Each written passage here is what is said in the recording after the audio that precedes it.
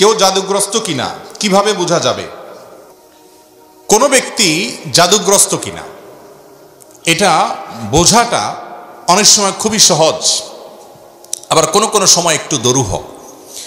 আমাদের সমাজে জাদুগ্রস্ত রোগী হিসাবে আমরা যাদেরকে জানি তারা অনেকে জাদুগ্রস্ত, আবার অনেকে মানসিক রোগী। সাধারণ মানসিক রোগীকে অনেক সময় জাদুগ্রস্ত বা জিনে আক্রান্ত রোগী হিসাবে আমরা মনে করি। এটা অনেক সময় ভুল হয় আমাদের। তো এই জন্য জাদুগ্রস্ত রোগীর কিছু আলামত আছে, সে আলামতগুলো দেখে আমরা নিরূপণ করতে পারি কোন ব্যক্তিকে জাদু করা হয়েছে, অর্থাৎ ব্ল্যাক ম্যাজিক করা হয়েছে। এর আগে বলে রাখি যে ব্ল্যাক ম্যাজিক যে করে আর যে করায় পয়সা দিয়ে, এই উভয় ব্যক্তি শুধু কবিরা গুনাহকারী নয়, বরং এই জাদুর কাজ যে ব্যক্তি করে, জাদুকর বা ব্ল্যাক ম্যাজিশিয়ান যে ব্যক্তি ব্ল্যাক ম্যাজিক করে মানুষের ক্ষতি করে, ইসলামী শরিয়ার দৃষ্টিকোণ থেকে সবচাইতে জঘন্য শাস্তির মুখোমুখি সে ব্যক্তি হবে। মৃত্যুদণ্ডের শাস্তি ইসলামী আদালত তাকে দিবে। এইটাই হলো ইসলামী শরিয়ার বিধান। এত জঘন্য অপরাধ। আর জাদুর বাস্তবতা, এটাকে আমাদের অনেক তথাকথিত বিজ্ঞান মনস্ক ভাইয়েরা অস্বীকার করেন। তারা বলে অলৌকিক বলতে কোনো কিছু নাই, তারা অলৌকিকতাকে অস্বীকার করেন। আমার মনে হয় এই একটা পয়েন্টে যদি একজন মানুষ নির্মোহভাবে নিরপেক্ষভাবে একটু যাচাই করার চেষ্টা করেন যে আসলে জাদু বলতে কোনো কিছু আছে কিনা, বা জেনে ধরা রোগী বা জিনের উপদ্রব বলতে কোনো কিছু আছে কিনা, একটু যদি অনুসন্ধান করা হয় এবং সেটা যদি ইনসাফের সাথে করা হয়, নির্মোহভাবে করা হয়, আমার তো মনে হয় এই যুগে আল্লাহর কোরআনের প্রতি ঈমান আনার জন্য আর কিচ্ছু দরকার নাই, এই একটা পয়েন্টই যথেষ্ট। কারণ অনেক জিনে ধরা রোগী আছে, যে জিনে ধরা রোগীদের পুরো অবস্থা যদি পর্যবেক্ষণ করেন আপনি, তাদের মধ্যে যে সমস্যা আছে সেই সমস্যাটা যে অলৌকিক, সেই সমস্যাটা যে কোনো লৌকিক সমস্যা না, সেই সমস্যাটা যে সাধারণ কোনো সমস্যা না, অসুখ না, এটা বোঝার জন্য আপনার পণ্ডিত হওয়া লাগবে না, বেশি সময় অপেক্ষা করা লাগবে না। যারা জিনের রোগী দেখেছেন এবং জিনের উপদ্রব যাদের বাসা বাড়িতে হয়েছে, স্বচক্ষে দেখার সুযোগ পেয়েছেন, তাদের কাছে এটা দিনের আলোর মতো পরিষ্কার। এবং এরকম বহু দৃশ্য দেখার সুযোগ আমার হয়েছে। আল্লাহ রাব্বুল আলামিন কোরআনে কারিমে সূরা জিনের মধ্যে জিন জাতির অস্তিত্বের কথা বলেছেন। আমাদের তথাকথিত বিজ্ঞান মনস্ক ভাইয়েরা, বোনেরা, অনেক নাস্তিক বন্ধুরা তারা জিনের অস্তিত্বকে স্বীকার করে না, অথচ জিনের উপদ্রব যে বাসা বাড়িতে হয়েছে তারা জানে জিন আছে না নাই, তার উপদ্রব দেখে অনুমান করতে পারে, নিশ্চিত হতে পারে তারা। আমি ব্যক্তিগতভাবে এরকম কয়েকটা ঘটনার কথা জানি যে বাসায় মেয়েরা হয়তো কোনো তরকারি কেটে, ধরুন কুমড়া কেটে ফালি করে রেখেছে, তাকিয়ে দেখে ফালিটা নাই, নিয়ে গেছে। কে নিয়ে গেছে? আমার কোনো বিজ্ঞান মনস্ক ভাই এটার কোনো ব্যাখ্যা দাঁড় করাতে পারবেন না। ফ্রিজ থেকে ডিম এনে ড্রয়িং রুমে মাঝখানে ছেড়ে দিস, কে ফেলেছে? কোনো ব্যাখ্যা বিজ্ঞান মনস্ক ভাইরা বের করতে পারবেন না। এবং হয়তো জিনে কোনো ব্যক্তির উপরে আক্রমণ করেছে, তার উপরে সওয়ার হয়ে বসেছে, এই ব্যক্তি তাকে নিয়ে গাছের ডালে নিয়ে গেছে। এ ধরনের ঘটনাগুলো আমাদের চোখের সামনে অনেকবার ঘটেছে। এবং জাদুগ্রস্ত রোগীর বিষয়টা আরো পরিষ্কার।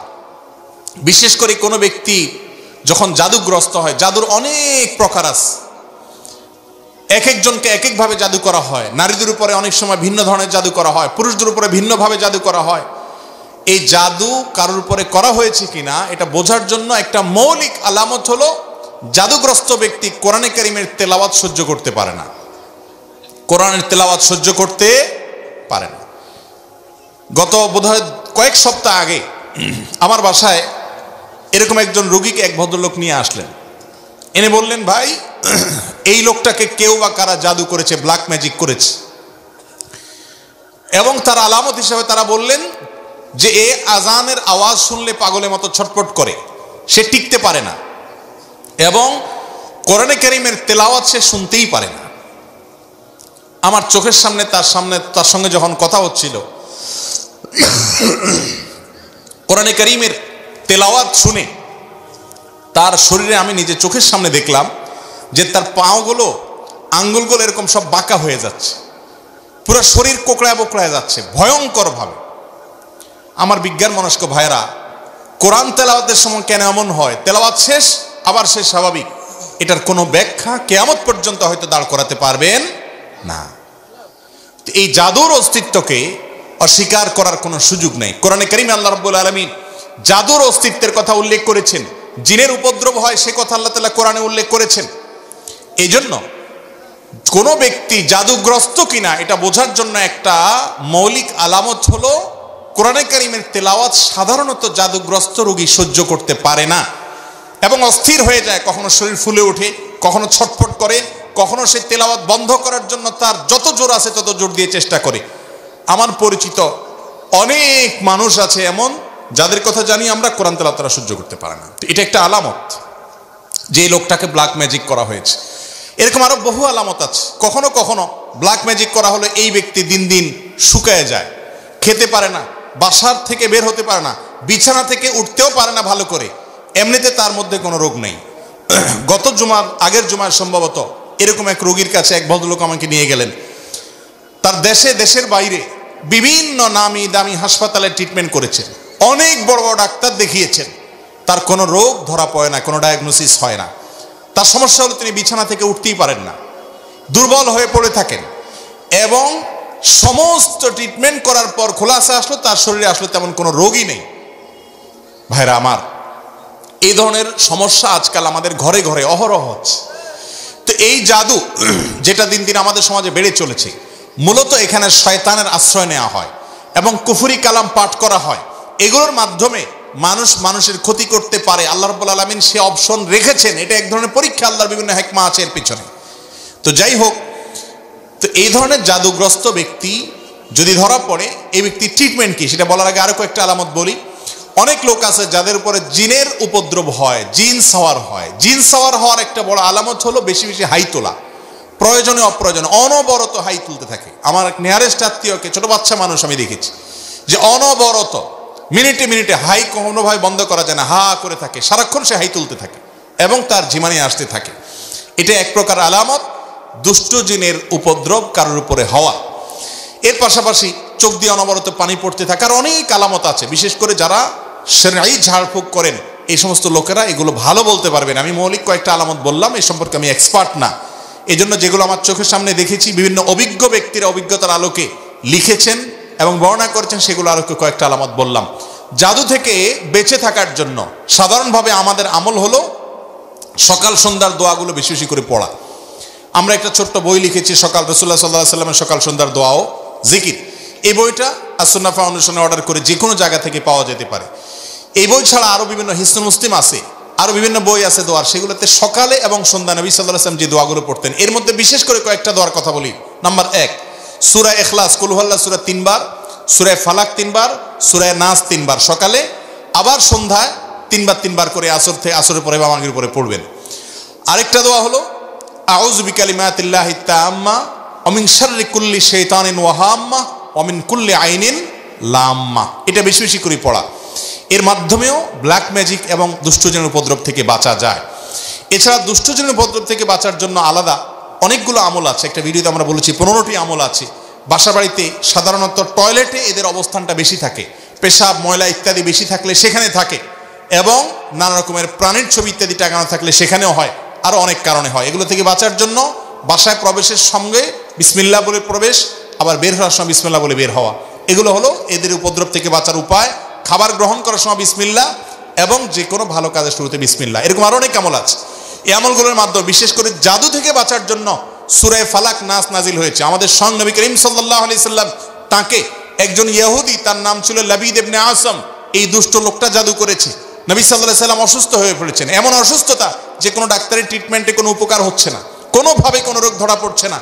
পরবর্তীতে আল্লাহ রাব্বুল আলামিন দুজন ফেরেশতা পাঠালেন।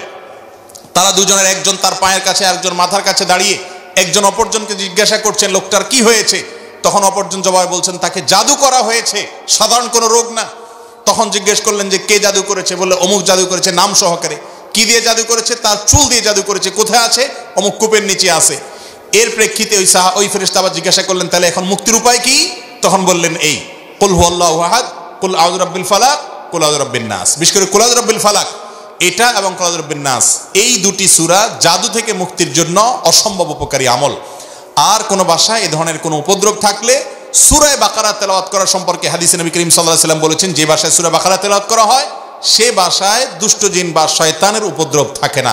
আল্লাহ তাআলা হেফাজত করেন। এবং এই আমলগুলো আল্লাহর কসম করে বলেছি, আমি ব্যক্তিগতভাবে বহুবার অ্যাপ্লাই করেছি, আমল করে দেখেছি, সাথে সাথে উপকার পাওয়া যায়।